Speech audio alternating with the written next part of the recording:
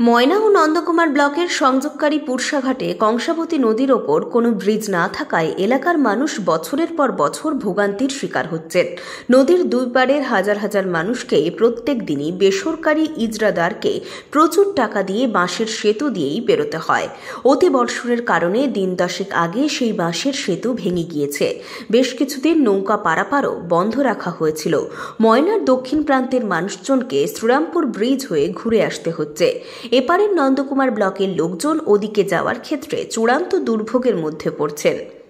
জেলা শাসকের নিকট তাই ৮ শতাধিক মানুষের উপস্থিতিতে কংক্রিটের ব্রিজ নির্মাণের দাবিতে গণডেপুটেশন ও বিক্ষোভ কর্মসূচি। সেই সঙ্গে পূর্ব মেদিনীপুর জেলা পরিষদেও দেওয়া হলো ডেপুটেশন।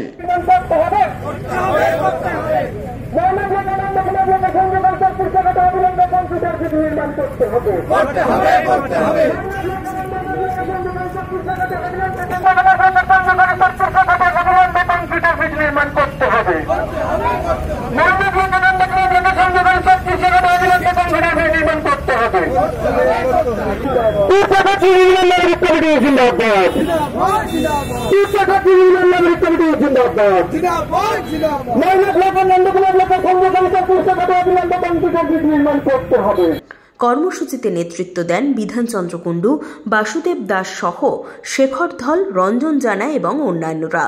আজকে পুরসাঘাট ব্রিজ নির্মাণ নাগরিক কমিটির পক্ষ থেকে পুরসাঘাটে কংসাবতী নদীর উপর কংক্রিটের ব্রিজ নির্মাণের দাবিতে জেলা শাসকের কাছে গণডেপুটেশনে এসেছিলাম।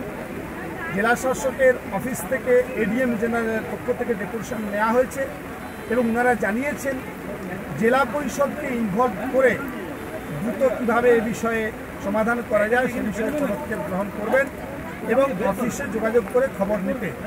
আবার আগামী শুক্রবার বেলা 1টায় আমরা জেলা সভাধিপতির সঙ্গে ওই দাবিতে মিট করব। এখন বিষয়টা হচ্ছে এলাকার মানুষ দীর্ঘদিন ধরে ভুক্তভোগী। 2019 সাল থেকে আমরা বারবার প্রশাসনের বিভিন্ন দপ্তরে জানিয়েছি দুই পারের মানুষের যাতায়াতের ক্ষেত্রে পুরসাঘাটে কংক্রিটের ব্রিজ অত্যন্ত জরুরি। এই মুহূর্তে ব্রিজ ভেঙে গিয়েছে, মানুষের হয়রানির শেষ নেই। দীর্ঘদিন মাঝে ছিল এখানে খেয়াত পারাপারও বন্ধ, আর বেসরকারি ইজারাদার যেমন খুশি ভাড়া নিচ্ছে। ফলে দ্রুত এখানে যতক্ষণ না কংক্রিটের ব্রিজ তৈরি হচ্ছে ততক্ষণ আমরা এই আন্দোলন চালিয়ে যাব এবং দাবি পূরণ না হলে আগামী দিনে আরও বৃহত্তর কর্মসূচিতে আমরা যাব। ব্যুরো রিপোর্ট, খবর BCBS।